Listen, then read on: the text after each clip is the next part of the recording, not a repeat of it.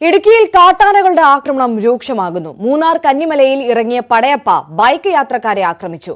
ഒരു വഴിയോര കടയും തകർത്തു. അതേസമയം ചിന്നക്കനാലിൽ ഇറങ്ങിയ ചക്കക്കൊമ്പൻ തകർത്തത് 2 വീടുകളാണ്.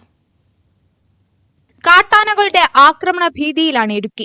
കാട്ടാനകളായ പടയപ്പയും ചക്കക്കൊമ്പനും നാട്ടിലിറങ്ങി മനുഷ്യരെ ഉപദ്രവിക്കുകയാണ്. ഇന്ന് രാവിലെ 7 മണിക്ക് മൂന്നാർ മാട്ടുപ്പെട്ടി റോഡിൽ ഇറങ്ങിയ പടയപ്പ ഒരു വഴിയോരക്കട തകർത്തു.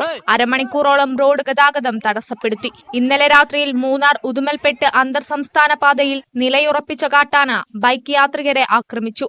ബാലദണ്ഡൻ, വിഘ്നേഷ് എന്നിവർക്കാണ് പരിക്കേറ്റത്. ആന മതപ്പാടിലാണെന്നും ജാഗ്രത പാലിക്കണമെന്നും വനം വകുപ്പ് അറിയിച്ചു.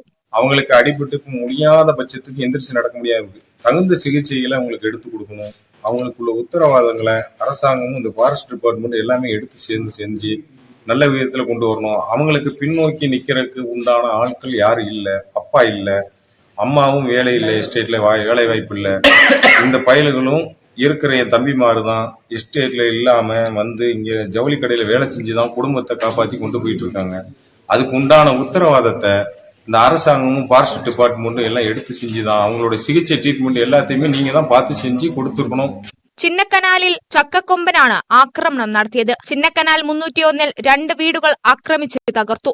കല്ലുപറമ്പ് സാവിത്രിയുടെയും ലക്ഷ്മിയുടെയും വീടുകളാണ് തകർന്നത്. 2 വീടുകളിലും ആളില്ലാതിരുന്നതിനാൽ വൻ അപകടം ഒഴിവായി. സാവിത്രിയുടെ വീടിന്റെ അടുക്കള ഭാഗവും ലക്ഷ്മിയുടെ വീടിന്റെ മുൻവശവുമാണ് കാട്ടാന തകർത്തത്. പ്രദേശത്തെ കൃഷിയും നശിപ്പിച്ചു. ന്യൂസ് 18 ഇടുക്കി.